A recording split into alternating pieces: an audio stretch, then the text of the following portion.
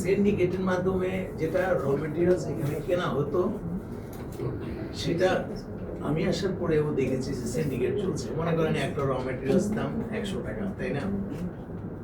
সবাই 5 জন বা 6 জন পার্টিসিপেট করছে, 125 টাকা করে দিচ্ছে, সবাই 125 টাকা করে, একটা সবাই দেখলেন 125 টাকা করে। আপনি কি বুঝবেন যে 125 টাকা ও দিল, 125 টাকা কি করে তারা জানলো? তাহলে তাদের মধ্যে নিশ্চয়ই একটা গ্রুপিং বা কথাবার্তা হয়, সিন্ডিকেট হয়, তাহলে কিনা? আর দিলে হয় কি, তখন আমার কিন্তু ওই 125 টাকাই আমার কিনতে হবে।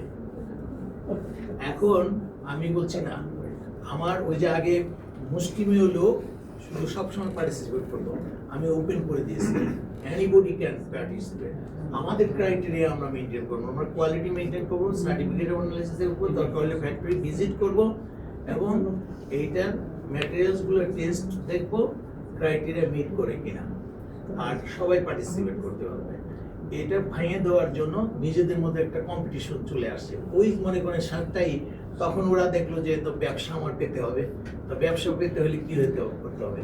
তার কোয়ালিটির সব ডকুমেন্টেশন দিতে হবে, তার প্রাইস লোয়েস্ট হইতে হবে। হ্যাঁ, ফলে ওই আগে যেটা 100 টাকায় 125 বিক্রি করতো, ওইটা এখন 80 টাকাও আবার টেন্ডারে আসে। তাহলে আমার অনেক সেভ হচ্ছে। এই পরিমাণ সেভটা বেশ পরিমাণ, অনেক পরিমাণ। এটা সাপ্লিমেন্টারি কোয়েশ্চেন আছে।